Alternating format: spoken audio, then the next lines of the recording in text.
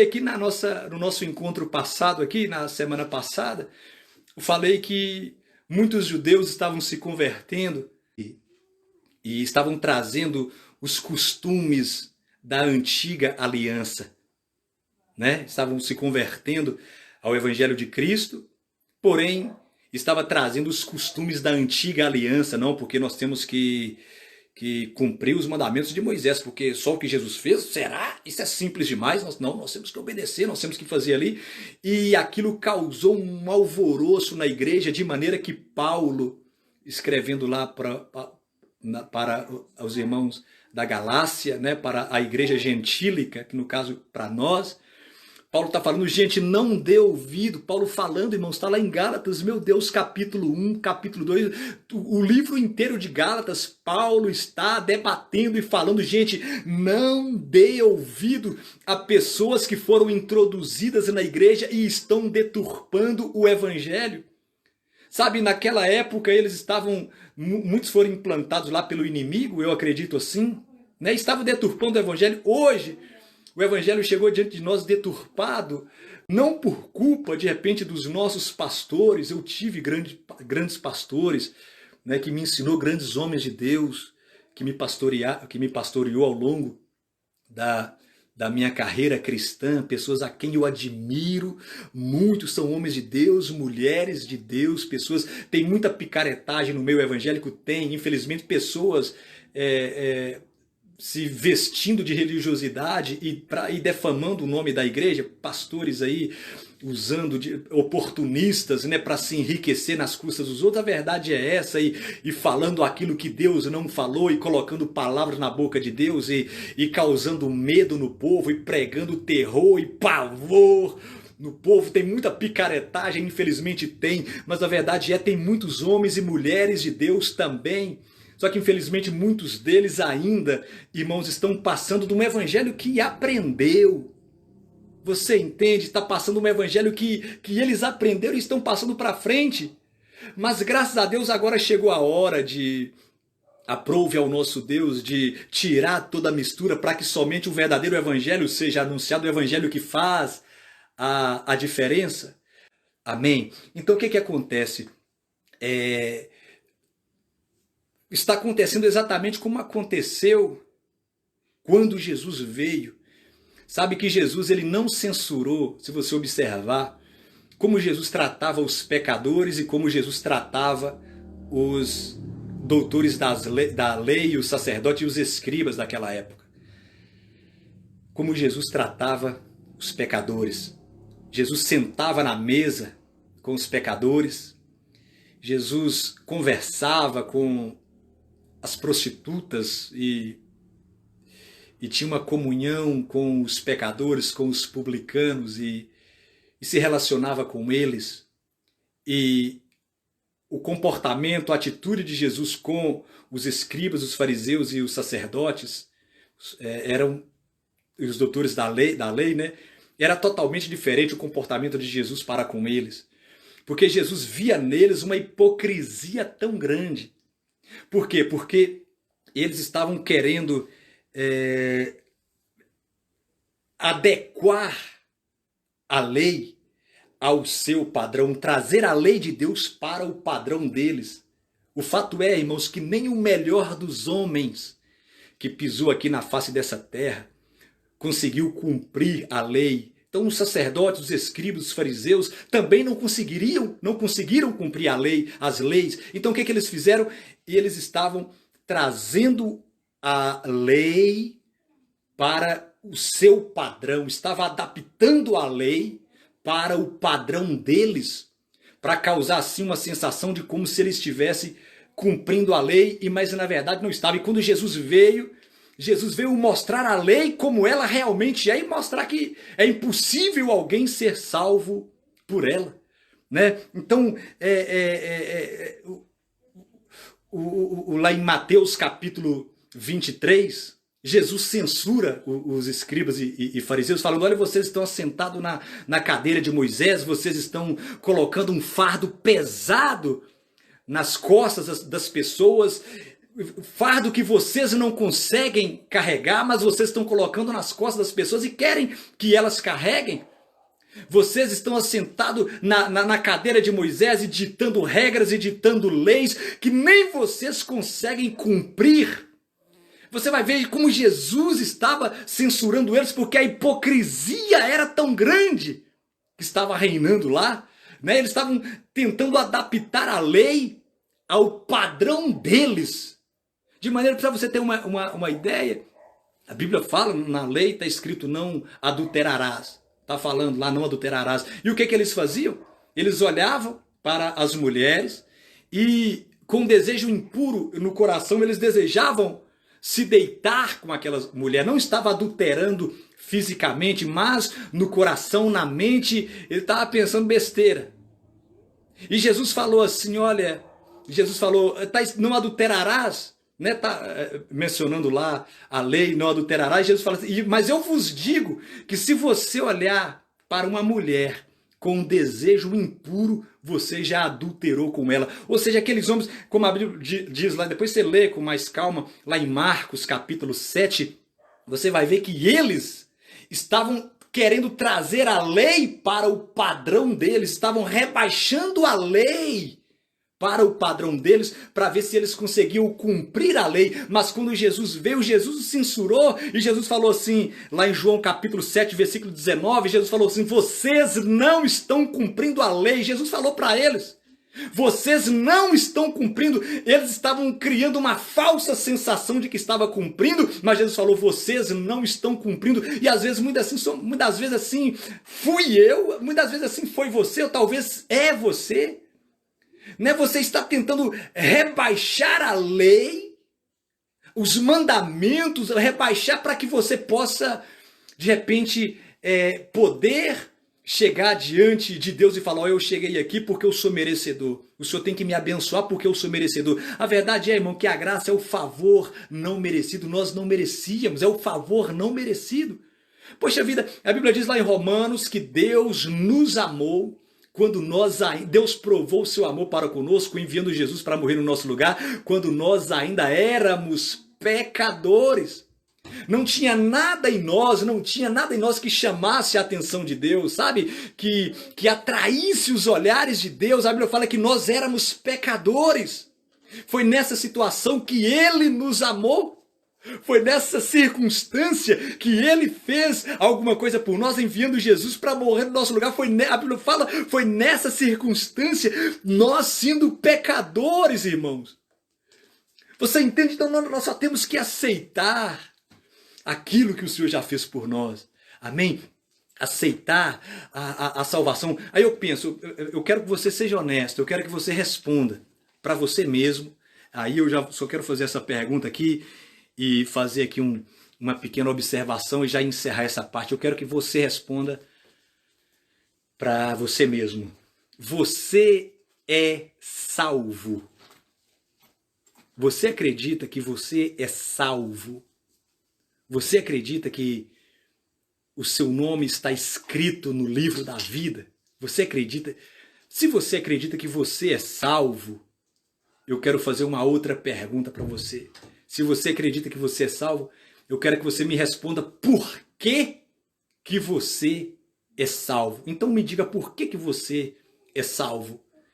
Se você responder, eu sou salvo porque eu sou uma pessoa boa, porque eu, pastor, porque eu faço tudo certo. Olha, pensa num camarada honesto, pensa numa mulher que ama a família, essa mulher sou eu, eu sou salvo. Se você respondeu assim, que você é salvo por ser uma pessoa boa, porque você não tem nenhum vício, irmãos, resposta errada. Agora, se você respondeu, eu sou salvo pelo sacrifício de Jesus, a resposta certa, você não teve que fazer nada, porque Ele fez tudo. Aí eu pergunto para você, irmãos, se a salvação, se a nossa morada no céu é a maior da nossa bênção, não existe uma bênção maior do que a nossa morada no céu. Não existe uma bênção maior do que essa. Se Deus nos deu de graça, sem nenhum esforço da nossa parte, se Deus nos deu de graça essa bênção, a maior das bênçãos, por que você acha que Ele cobraria de você para Ele te curar? para ele restaurar o seu casamento? Por que você pensa que você tem que fazer alguma coisa para ele restaurar a sua saúde? Para ele restaurar a sua vida financeira ou te dar a paz e te dar a alegria de volta? Por que você acha que você tem que fazer alguma coisa? Se a maior das bênçãos já nos foi dado de graça, então por que Deus nos cobraria por algo pequeno diante daquilo que Ele já nos deu de graça? Eu quero falar aqui para você, meu amado irmão, quando o cordeiro foi sacrificado lá em Israel, né, quando o povo foi sair do Egito, né, a nação de Israel foi sair do Egito e Deus mandou sacrificar o cordeiro. Deus falou, pega do sangue, passa nos umbrais da porta, e Deus falou, e coma da carne do cordeiro. Então a primeira coisa, é o sangue e a carne do cordeiro. O sangue nos garante a nossa vida eterna, mas a carne do cordeiro nos garante o nosso bem-estar, o nosso 100 vezes mais aqui na terra. Romanos capítulo 5, versículo 17 diz que Deus nos chamou para reinarmos em vida. Amém? Não é reinarmos depois que nós morrermos, não. É herdarmos as bênçãos de Deus em vida. O que vai adiantar Deus nos ter dado tanto poder, tanta bênção, somente na outra vida? A Bíblia fala que Ele nos fez, nessa vida nos deu 100 vezes mais na outra vida, nessa vida e na outra vida. O sangue de Jesus nos garante a vida eterna, mas a carne do cordeiro nos garante a provisão de Deus. O sangue do cordeiro nos garante a vida eterna, a nossa morada no céu, é o nosso passaporte carimbado para o céu. Mas a carne do cordeiro nos garante a provisão de Deus para nós hoje. Amém? Garante a sua cura hoje, irmãos. Quando eu falo em salvação, qual a primeira coisa que vem na sua cabeça? Quando eu falo em salvação, a primeira coisa que vem na sua cabeça é você morrer e ir para o céu, né? Mas vamos pensar assim, para a gente encerrar. Vamos pensar assim. Vamos pensar que a salvação é como se fosse uma moeda.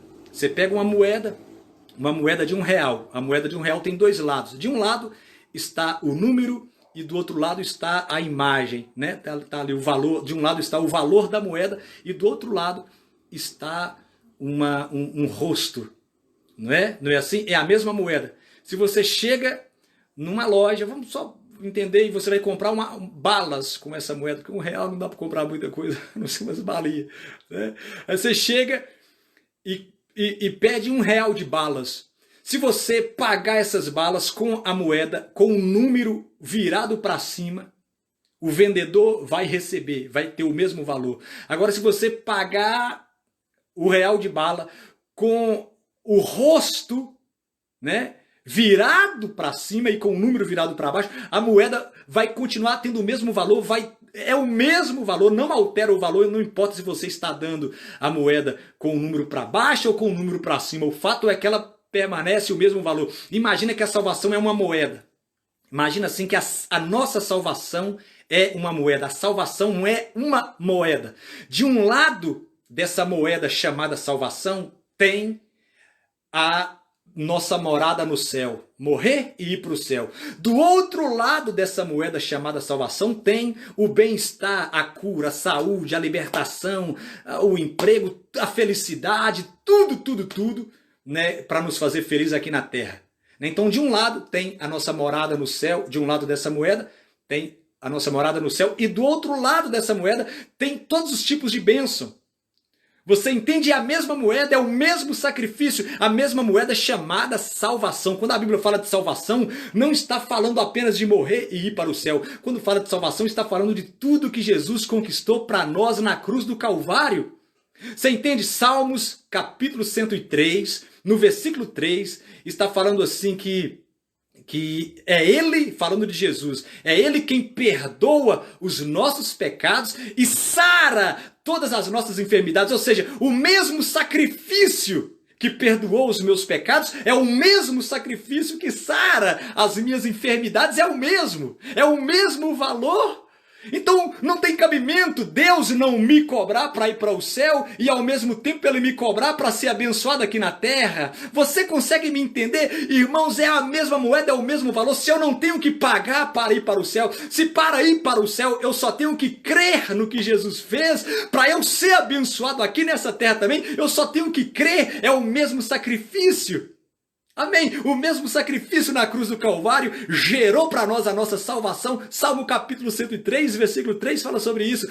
O mesmo sacrifício gerou a nossa salvação, a nossa morada no céu e a nossa felicidade, a nossa alegria, a nossa vida aqui na terra, a nossa vida abençoada aqui na terra. Amém? Vamos viver os dois lados dessa moeda. Não é pecado você querer ser abençoado, você querer ser próspero. Não é pecado você querer comer o melhor dessa terra. Não é, irmãos. Pecado você querer ser feliz. Não é pecado. Jesus já conquistou isso para nós. Abençoado de todas as formas. Só que o fato é o seguinte: nós nos atentamos apenas para o sangue do Cordeiro e esquecemos de olhar também para a carne do Cordeiro.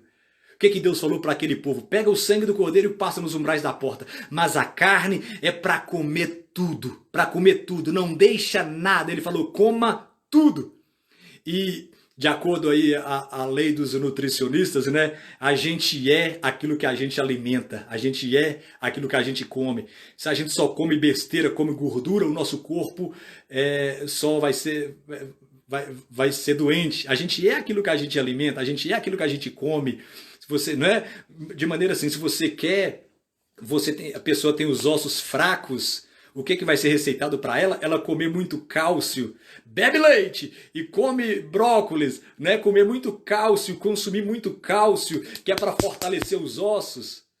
Porque aquele alimento se torna um com ela. Quando ela come o alimento, a gente é aquilo que a gente come. Porque quando a gente come alguma coisa, aquele alimento está no nosso organismo, entra na nossa corrente sanguínea. O que é preciso ir para o osso, vai para o osso e fortalece o osso. Você entende? A pessoa está com anemia.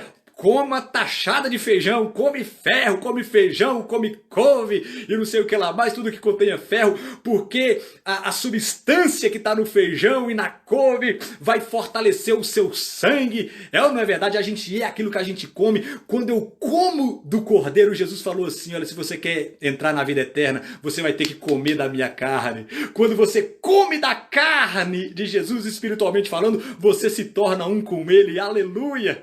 A vitamina de Jesus, a vitamina do Cordeiro entra no nosso corpo, passa nos ossos que estão defeituosos e recebe a cura, e entra nas nossas visões e entra na nossa retina e gera a cura, e entra no nosso sangue e gera a cura. Quando nós comemos da carne do Cordeiro, nós nos tornamos um com ela. Amém?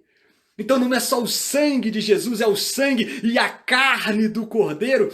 O sangue nos garante a vida eterna, a carne nos garante a nossa vida abençoada aqui nessa terra. Amém? Se eu não tenho que fazer nada para alcançar a salvação, eu não tenho que fazer nada também para alcançar aqui os meus milagres. A única coisa que eu tenho que fazer é crer.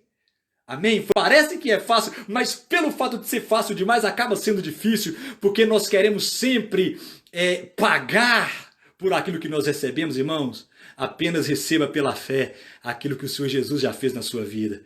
Amém? Você sabe aqui, a Bíblia diz lá em Apocalipse, capítulo 20, versículo 12 adiante. A Bíblia fala que no julgamento do grande trono branco, deixa eu até ler aqui para você, já vou ler e vou encerrar, só para você ver o que acontece com aqueles que querem ser salvos pelas obras da lei por esforço próprio.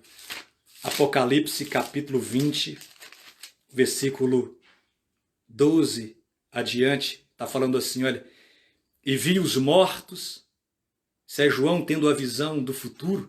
João teve, lá na ilha de Patmos, ele teve a visão do futuro, do que iria acontecer, e João viu o grande trono branco, que é o grande julgamento, e a Bíblia fala que nesse julgamento todos estarão presentes, desde da época de Adão até o último homem. Todos estarão presentes, exceto só não vai estar presente os salvos em Cristo.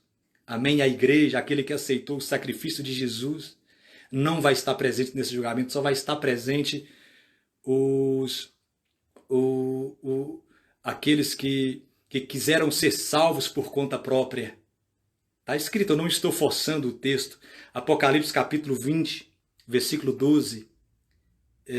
Vamos pegar a partir do versículo 11, está falando: e vi um grande trono branco, e o que estava sentado sobre ele, de cuja presença fugiu a terra e o céu, e não se achou lugar para eles. João falou, eu vi um grande trono branco, vi aquele que estava sentado sobre o trono, e vi a terra e o céu fugindo de diante dele, e é como se estivesse no espaço, né? Todos lá para ser julgado.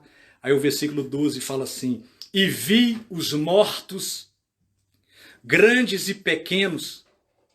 Grandes e pequenos aqui não é de estatura, é de poder aquisitivo, tanto rico quanto pobre. E vi os mortos, grandes e pequenos, que estavam diante do trono, e abriram-se os livros, plural, abriram-se os livros, e abriu-se outro livro, que é o da vida, e está falando, ó, e os mortos foram julgados pelas coisas que estavam escritas nos livros, segundo as suas obras. Eles foram julgados segundo as suas obras. Não quiseram a graça de Jesus? Você quer ser avaliado? Você quer ser avaliado por Deus pelas suas obras? Então, tudo que você fazer vai ser anotado aqui no livro, e no grande dia do julgamento, nós vamos abrir os livros e você vai ser julgado de acordo com o que está escrito nesses livros. E a Bíblia fala que todos que foram julgados pelo que estava escrito nos livros, nenhum alcançou a salvação, porque pela lei, pelas suas próprias obras, ninguém pode ser salvo. Por isso Deus, na sua grande compaixão e graça, enviou Jesus para morrer no nosso lugar, para nos salvar do terrível lago de fogo.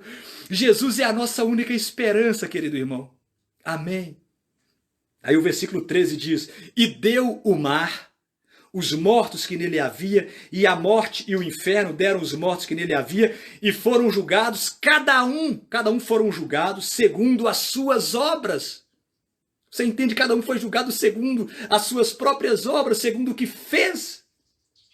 Versículo 14, e a morte e o inferno foram lançados no lago de fogo, esta é a segunda morte. Ou seja, meus amados irmãos, isso é uma coisa muito séria, muito séria. É como se a pessoa estivesse falando assim, olha, julga-me de acordo com a minha performance. Julga-me, eu quero ser julgado de acordo com a minha performance. Aquele que não aceita o sacrifício de Jesus unicamente, o sacrifício de Jesus, ele está falando assim, é como se ele estivesse dizendo assim, eu quero ser julgado de acordo com a minha performance. Então você quer ser julgado de acordo com a sua performance? Então todos os seus atos serão anotados a partir de hoje. E no dia do grande julgamento, os livros serão abertos diante de você e diante de Deus, e você vai ser julgado segundo as suas obras. E João já cantou a carta aqui. João não, né? Jesus já revelou para João aqui que nenhum se salvou, ninguém foi salvo. Ninguém pode ser salvo pelas suas próprias obras, ninguém pode ser salvo pela lei. Irmão, aproveite tudo do Cordeiro, aproveite o sangue do Cordeiro, aproveite a carne do Cordeiro, amém? Se permita ser beneficiado daquilo que Jesus fez por você na cruz do Calvário. Irmãos, chega diante de Jesus, amém? Não aceite ser julgado pela sua performance, porque você certamente será condenado, certamente seremos condenados se formos julgados pela nossa performance. Aceite o sacrifício dele. Amém? Por que a morte não veio sobre os primogênitos de Israel? Sabe por quê? Porque Deus já tinha executado o juízo sobre o Cordeiro. Todos os primogênitos do Egito morreu. Mas os primogênitos de Israel não morreu por quê? Porque o Cordeiro morreu. A morte que era para cair sobre os primogênitos caiu sobre o Cordeiro. Entende? Deus não quer que você morra eternamente. Deus quer que você reine em vida e você reine com Ele eternamente, você viva com Ele eternamente. E o único caminho é Jesus Cristo. Amém? Faça de Jesus o centro da sua vida. Creia nisso simplesmente, em nome de Jesus. Amém?